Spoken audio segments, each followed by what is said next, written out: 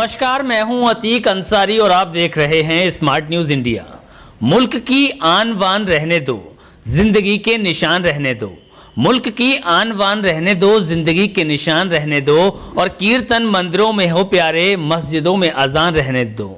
जी हां, इसी सोच के साथ डॉक्टर MP आर्य ने अपने जिंदगी की शुरुआत की और इन्होंने नवाबगंज के लोगों के लिए और आसपास के गांव के लिए चिकित्सा के क्षेत्र में एक अस्पताल का निर्माण कर यहाँ के लोगों के लिए बेहतर स्वास्थ्य सुविधाएं दी। इसके साथ साथ इन्होंने अपने एक मेडिकल कॉलेज की स्थापना की और फार्मेसी का कॉलेज स्थापित किया, जिससे यहाँ के बच्चे स्टूडेंट हैं वो पढ़कर एक अच्छा मकाम हासिल कर सकें। एक मकाम हासिल करना किसी भी इंसान के लिए बहुत मुश्किल काम है, लेकिन अगर इंसान अपनी मेहनत और लगन सच्ची हो उसकी तो वो उस मकाम को हासिल कर सकता है। जैसा कि आप मेरे साथ देख रहे हैं डॉक्टर MP आर्य जी को, इन्होंने अपनी ज़िंदगी में बड़े संघर्ष के साथ, बड़ी मेहनत के साथ, बड़ी शिद्दत के साथ इस मकाम को हासिल किया है। और अगर 2022 के विधानसभा चुनाव की बात करें तो बरेली जिले में 9 विधानसभा सीटें हैं और सभी सीटों पर भारतीय जनता पार्टी का परचम लहरा रहा है।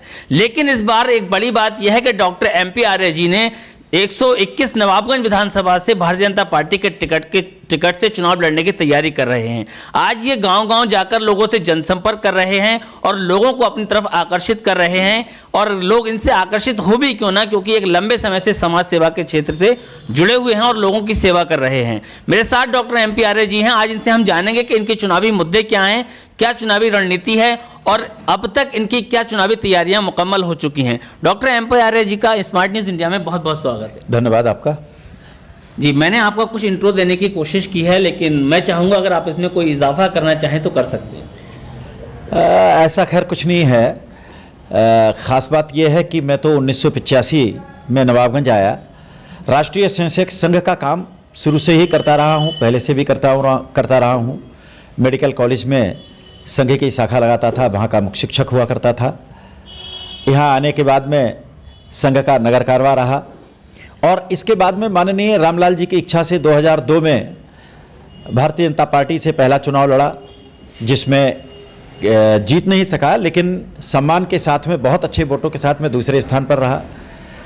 फिर इसके बाद 2007 में चुनाव लड़ा, फिर बहुत अच्छे वोट मिले थे, जनता का बहुत स्नेह मिला, लेकिन भारतीय जनता पार्टी का उस समय कोई बहुत अच्छा वातावरण नहीं था। 2012 में चुनाव लड़ा नहीं, 2017 में तैयारी की, लेकिन पार्टी ने किसी वजह से टिकट किसी दूसरे को दे दिया।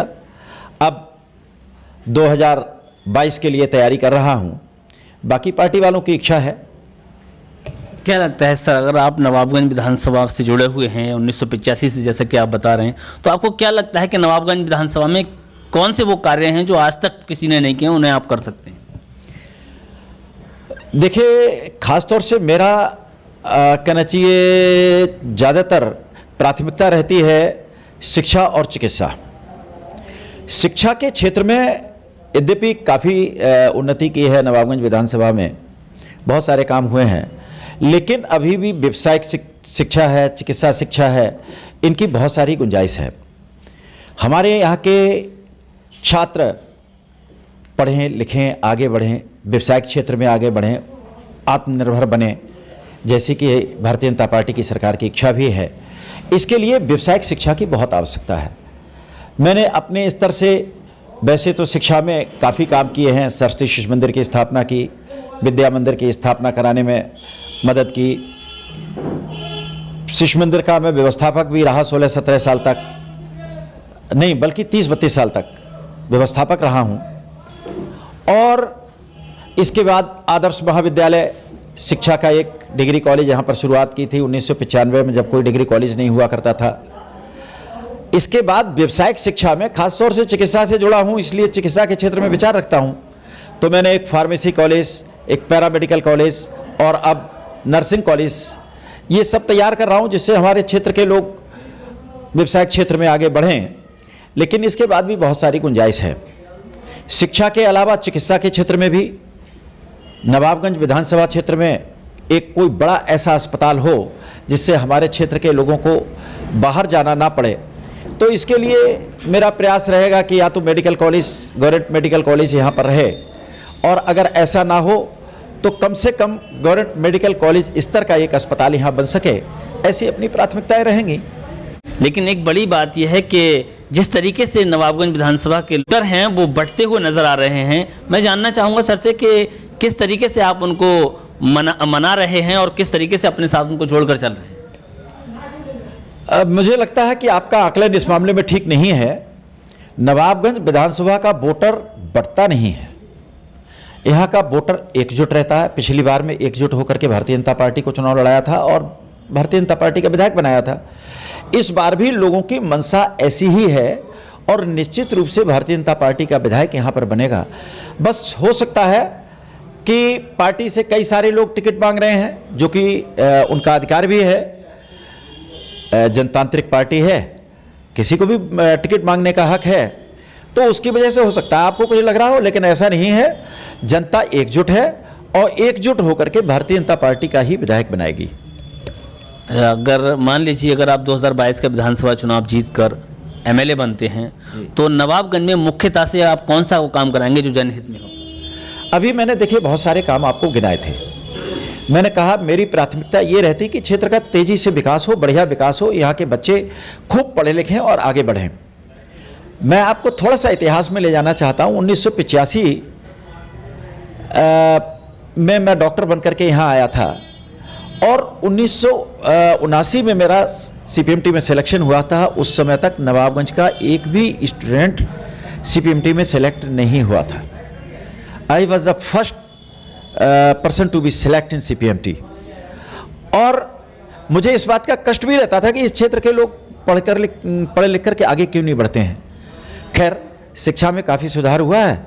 शिक्षा और चिकित्सा की मैंने आपसे बात भी की है, लेकिन इसके अलावा जिस क्षेत्र का इंफ्रास्ट्रक्चर अच्छा हो, खास तौर से परिवहन के आवागमन के साधन बढ़िया हों, वो क्षेत्र तेजी से विकास करता है। तो क्षेत्र की सड़कें अच्छी हों, पुल और पुलियों का निर्माण बढ़िया हो सके, तो मैं समझता हूँ कि क्षेत्र अपने आप विकास की गति तेजी से पकड़ता है और यही सारी अपनी प्राथमिकताएं भी हैं। जी, एक बड़ी चीज़ ये है कि बहुत से लोगों का ये कहना है या कि जो भारतीय जनता पार्टी है वो मुसलमानों के विरोध में काम करती है, तो इससे आप किस नज़रिए से देखते हैं? मुझसे कई बार बहुत सारे लोग ये बिंदु पूछते हैं, लेकिन मेरी समझ में नहीं आता है कि ये क्यों उठाते हैं बिंदु। ये तो खाली हुआ खड़ा किया हुआ है कुछ पार्टियों द्वारा, जैसे उत्तर प्रदेश में समाजवादी पार्टी द्वारा ये हुआ खड़ा करा गया। अगर इसकी बात की जाए कि हिंदू मुस्लिम का बंटवारा कौन करता है, तो मैं बहुत अच्छे तरीके से बता दूं, श्री अखिलेश यादव की सरकार ने बहुत सारे ऐसे काम किए थे जो हिंदू और मुसलमानों को बांटने वाले थे।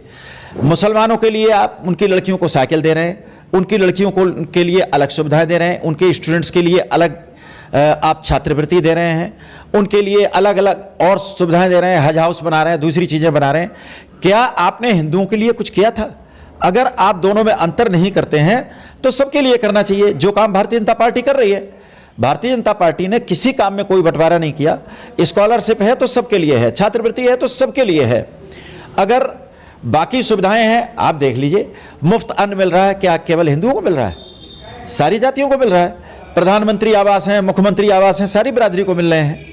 उज्ज्वला योजना के तहत सिलेंडर मिले हैं तो सारी मतलब कहना चाहिए धर्मों को सबको मिले हैं। क्या कोई अंतर किया है? तो ये अंतर भारतीय जनता पार्टी की सरकार नहीं करती है, ये काम करते हैं समाजवादी पार्टी के लोग, और उन्हीं के लोग इस तरह की बात करते हैं। वही हिंदुओं को और मुसलमानों को बांटना चाहते हैं, धमकाना चाहते हैं, मुसलमानों को भय दिखा करके उनके वोट लेना चाहते हैं। मेरा अगला सवाल सर से यह है कि आज जब आप विधानसभा में घूम घूम कर लोगों तक पहुंच रहे हैं तो लोगों की कौन सी वो परेशानियां हैं जो आज निकल कर सामने आ रही हैं? हाँ, बहुत सारी परेशानियां हैं जो लोग अपनी सुनाते हैं, लेकिन बहुत सारी प्रसन्नताएं भी हैं लोगों में। लोग बहुत खुश इस बात को लेकर के हैं भारतीय जनता पार्टी की सरकार में कि पिछले लंबे समय से उत्तर प्रदेश के अंदर कोई दंगा नहीं हुआ, हिंदू मुस्लिम दंगा नहीं हुआ, ये तो आप अच्छी तरह से जानते हैं। इसके अलावा बिजली बराबर क्षेत्र में मिल रही है, लोग बहुत प्रसन्न हैं। सारी चीज़ें हैं, लेकिन किसान खासतौर से हमारे क्षेत्र का निवासी है, किसानों में कुछ परेशानियां भी हैं। खासतौर से इस बार जो बेमौसम बरसात हुई, उस बरसात के कारण से उनके धान खराब हुए, इसकी वजह से किसान परेशान भी है। धान तुलवाने के लिए लोग जाते हैं कांटों पर, उन्हें परेशानियां होती हैं। बहुत सारी परेशानियां गन्ने को लेकर के हो रही हैं, गन्ने के पेमेंट में परेशानियां हो रही हैं, लेकिन भारतीय जनता पार्टी की सरकार इन सारे बिंदुओं पर ध्यान दे रही है। किसानों के लिए, जो किसानों का धान खराब हुआ उसके लिए मुआवजा दे रहे हैं। कांटों पर पहले के मुकाबले मुझे तो अच्छी तरह से याद है, समाजवादी पार्टी की सरकार में तो एक आध जगह कांटों पर मैंने देखा खाली फ्लैक्स लगा हुआ था, साफ फला मतलब कांटा है, और इसके अलावा वहाँ कांटा नाम की कोई चीज़ नहीं थी। 1 कुंटल धान भी नहीं तुलता था, लेकिन जो कागजों में पता लगा रोज का 2000-3000 कुंटल तुला करता था।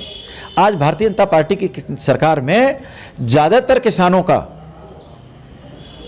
धान की तौल हो रही है। सर, एक बड़ा तबका नवाबगंज विधानसभा का जरी कारीगर से यानी कि जरी उद्योग से जुड़ा हुआ है, तो कहीं ना कहीं काफ़ी एक लंबे अरसे से देखने को मिला है कि जरी कारोबार जो है बंद होने के कगार पर है और लोग उस काम को छोड़कर दूसरे काम पर जा रहे हैं, जबकि हमारा बरेली ज़िला जरी नगरी के नाम से भी जाना जाता है। तो ऐसे कामगारों के लिए आपके पास जरी के मामले में ये बात सही है कि बरेली को जरी नगरी भी कहा जाता है, और जो उत्तर प्रदेश सरकार की नीति है ना कि एक जिला एक काम, इसमें बरेली को जरी का ही काम दिया गया है, बरेली जिले को खास तौर से। तो हम सरकार तो प्रोत्साहित करने का काम कर रही है, और मज़ेदार बात यह है कि जैसे हुनर हाट जैसे काम भारतीय जनता पार्टी की सरकार कर रही है, जिसमें कि जो दुकानें इस तरह के हुनरमंदों के लिए लगाई जाती हैं, उनमें जो भी स्टॉल लगता है वो निःशुल्क लगता है। जो उत्पाद लेकर के लोग जाते हैं, जो बिक्री होती है उसका पैसा पूरा उस दुकानदार को मिलता है, और जो खर्च होता है वो पूरा सरकार वहन करती है। तो प्रयास तो सरकार बहुत कर रही है, लेकिन हर व्यवसाय का है कि कभी उतार है कभी चढ़ाव है, तो ये तो एक कुदरत का नियम है, चलता रहता है। जी, बड़ी अच्छी बातें आपको सुनने को मिली आज डॉक्टर MP आर्य के साथ। मैं अंत में एक गुजारिश करूंगा कि सर, अगर आप हमारे माध्यम से क्षेत्र की जनता या उत्तर प्रदेश की जनता से कोई मैसेज देना चाहते हैं तो आप दे सकते हैं। बिल्कुल, देखिए, नवाबगंज क्षेत्र की जनता मुझे बहुत प्रेम करती है, बहुत स्नेह करती है। तो निवेदन मेरा इस समय नवाबगंज क्षेत्र की जनता से यही है कि इस तरह का प्रेम और स्नेह बनाए रखें, मुझ पर भरोसा रखें, और 2022 के आने वाले चुनाव में पूरी शिद्दत के साथ, पूरी मेहनत के साथ, पूरे विश्वास के साथ भारतीय जनता पार्टी का विधायक बनाने का काम करें, ऐसा मेरा सबसे निवेदन है। डॉक्टर MP आर्य जी, जो एक लंबे समय से नवाबगंज विधानसभा में शिक्षा और चिकित्सा के क्षेत्र में बड़ा योगदान दे रहे हैं। इन्होंने एक हॉस्पिटल बनाकर नवाबगंज के लोगों के लिए बेहतर सुविधाएं उपलब्ध कराने का काम किया। दूसरी तरफ इन्होंने शिक्षा के क्षेत्र में एक मेडिकल कॉलेज बनाकर लोगों को, छात्रों को बेहतर शिक्षा देने का काम किया। फिलहाल इन तमाम बातों के साथ मेरी शुभकामनाएं डॉक्टर MP आर्य के साथ हैं, जो नवाबगंज विधानसभा से 2022 का विधायक बने और लोगों के लिए काम करें। इसी के साथ मैं इस कार्यक्रम से विदा लेना चाहूँगा। जय हिंद, जय भारत।